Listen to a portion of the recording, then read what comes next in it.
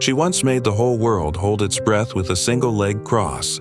One brief moment, but enough to turn Sharon Stone into the embodiment of desire, power, and untouchable beauty. Flashbulbs exploded. Cheers echoed down the red carpet. Hollywood crowned her the goddess of a new era.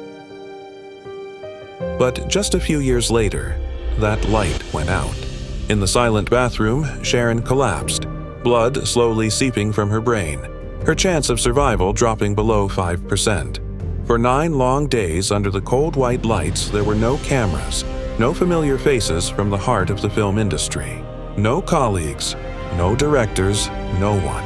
Only the faint sound of her heartbeat in the darkness wrapping around the woman who once captivated the world. The lights went out, the music stopped, and a low voice whispered through the silence. This wasn't a movie scene. This was real. Stay until the end of this video to learn why Hollywood turned its back on Sharon Stone. And if you love true stories and the whispers the world has never heard, don't forget to subscribe.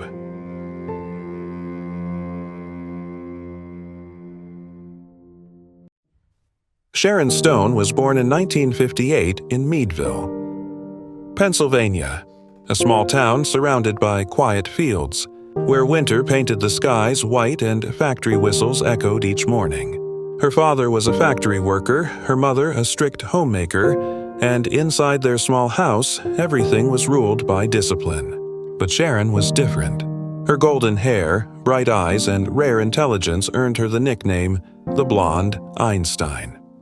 With an IQ of 154, everyone believed she would grow up to be a professor, a scientist, or a woman of reason. But Sharon dreamed of another world, one where the light didn't come from books, but from red carpets, camera flashes, and the glamorous promise of Hollywood. Some say Sharon was never truly loved. Her childhood was filled with silent dinners and the coldness of a home without laughter. Rumors claim she was deeply hurt by a family member, and what cut the deepest wasn't the wound itself, but the fact that no one stood up to protect her. No one knows if it's true. What is certain is that from a very young age, Sharon learned to hide her tears behind a smile, and that smile would later become the most flawless mask Hollywood had ever adored. What do you think about this? Don't forget to hit that subscribe button so you won't miss the hidden stories behind Hollywood's brightest lights.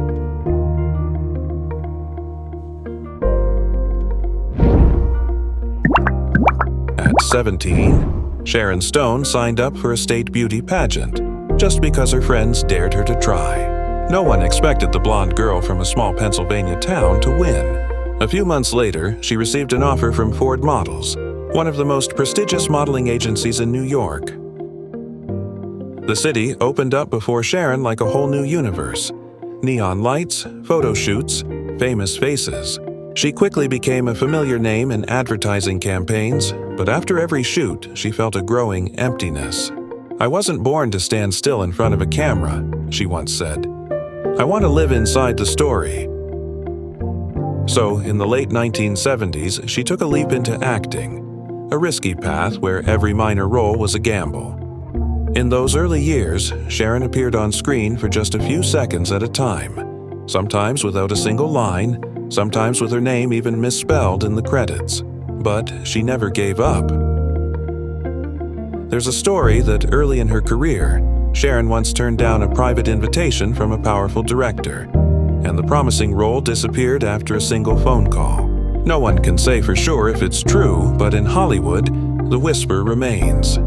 The more a woman dares to say no, the higher the price she pays.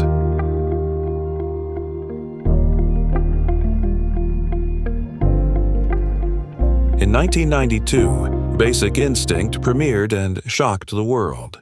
Playing Catherine Trammell, a beautiful, cold, and dangerous novelist, Sharon Stone left audiences holding their breath with just a single look. A leg cross lasting only a few seconds was enough to make her a legend.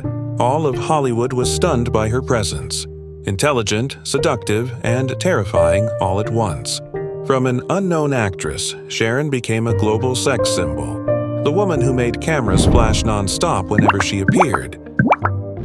She once said, "That role didn't just change my career, it changed the way the world looks at women." But behind that iconic moment was a secret no one expected. Sharon revealed that director Paul Verhoeven had lied to her, telling her the scene would show nothing. When the film premiered, she was stunned to see everything exposed on the big screen. Verhoeven denied it, claiming she had known all along. Who was telling the truth? No one knows. But from that moment, Sharon Stone never trusted Hollywood completely again. In the icy gaze of Catherine Tremell, perhaps there was also the real pain of Sharon herself, a woman betrayed at the very height of her brilliance.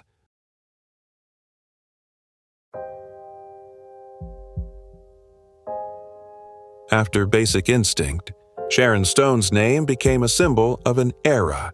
In 1995, she teamed up with Martin Scorsese in Casino. Her role as Ginger McKenna propelled her to the very peak of fame. A Golden Globe win, an Oscar nomination, and endless magazine headlines declared, "Sharon Stone isn't just a star, she's a force of cinema." At that moment, she was the most powerful woman in Hollywood. Beautiful, intelligent, magnetic, seemingly untouchable. But behind the glamorous gowns and dazzling red carpets, Sharon was deeply lonely. 2 marriages, first to producer Michael Greenberg, then to journalist Phil Bronstein, ended quietly. "I got married before I even understood what marriage was. I just wanted to be loved," she once said. Some say that in the final years of their marriage, Bronstein controlled everything, even what chairs she sat on, what curtains she chose, or the color of the walls. "Even in my own home, I had no freedom." No one has ever confirmed those claims, but many believe it was that suffocating feeling, not the loss of love, that pushed Sharon to walk away. She wasn't leaving a man. She was freeing herself from the role of the perfect wife in her own real-life story.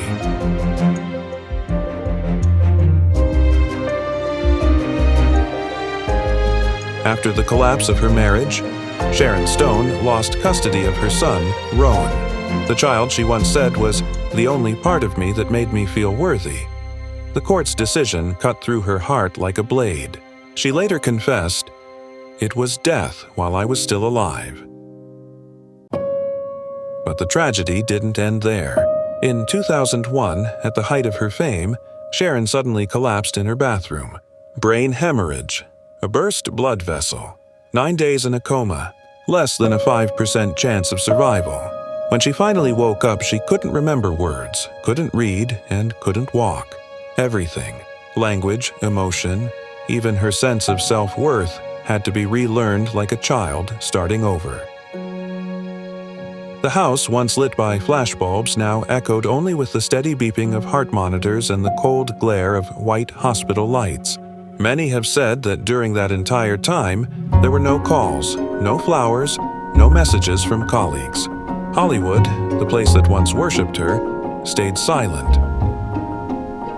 No one knows for sure if that's the full truth, but Sharon later said, "I survived, alone, and when you come back from death, there's nothing left to fear." She had walked the line between light and darkness, and stood up again, carried only by her own breath.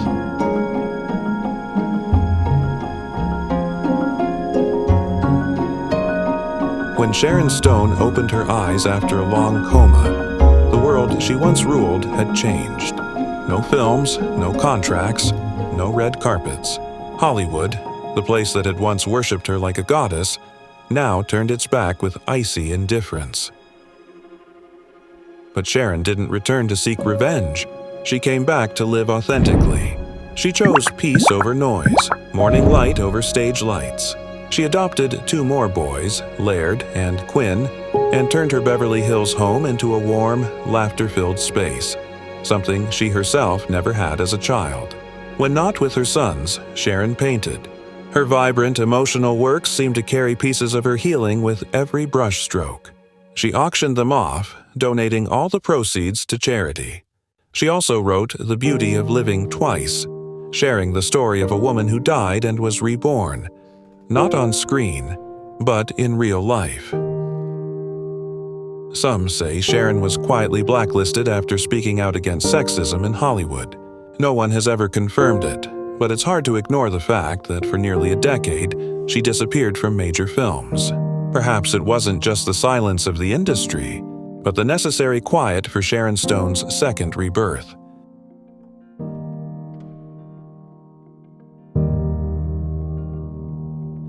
Today, Sharon Stone lives a quiet life in a small house in Beverly Hills, where California sunlight pours through the windows and warms the walls covered in her paintings. No more noise, no more award shows or flashing cameras, only the sound of laughter from her three sons, Roan, Laird, and Quinn. For Sharon, this is the real light she spent her whole life searching for. Each morning, she wakes up early, walks barefoot into the garden, picks a few sprigs of lavender, makes herself a cup of coffee, and quietly watches the city come to life. Gone are the flawless makeup and flowing silk gowns. Sharon has embraced a different kind of beauty, one that is honest, free, and no longer needs to prove anything. "I don't need anyone to complete my life. I've built my own world," she says with a soft, warm smile that makes you believe she's finally at peace. She continues to paint, to write, to give to charity, not for fame, but simply to know she can still give something back. Some say she's secretly dating a French businessman who helped her believe in love again. No one knows for sure, but in recent photos, Sharon's eyes hold a different kind of light, gentle and deep. No longer the harsh flash of the past, but a quiet glow from within. The kind of light only appears when someone has finally learned to love themselves.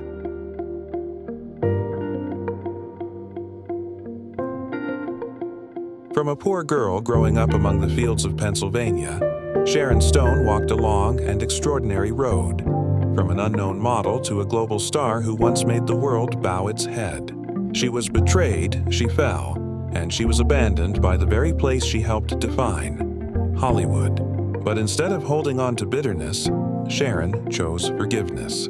She chose to rise in silence and shine in a different way.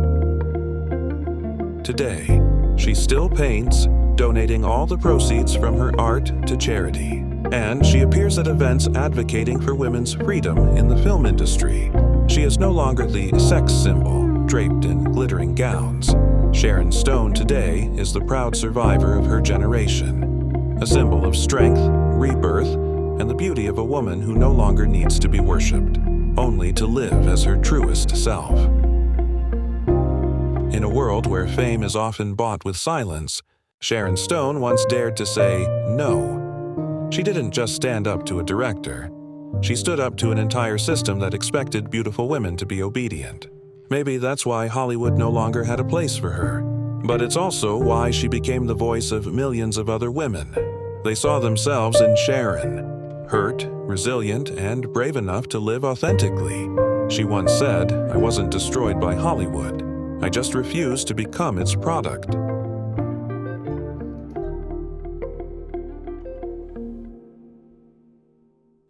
In a sunlit room, Sharon Stone sits at her easel, her hands moving gracefully across the canvas. No cameras, no red carpets. Only the soft sound of a brush against the canvas and a quiet light falling over the golden hair that once made Hollywood swoon. She was once the dream of millions, a symbol of desire, power, and untouchable beauty. But today, Sharon Stone is simply a woman learning to love herself after everything she has lost. Some say Hollywood has forgotten her, that Sharon Stone's golden era is nothing but a distant memory. But perhaps it was she who chose to forget Hollywood, to reclaim the truest part of herself, the one the spotlight once took away. What do you think? Sharon Stone, a victim of Hollywood, or its ultimate survivor? Subscribe to hear more true stories and the whispers the world has never heard.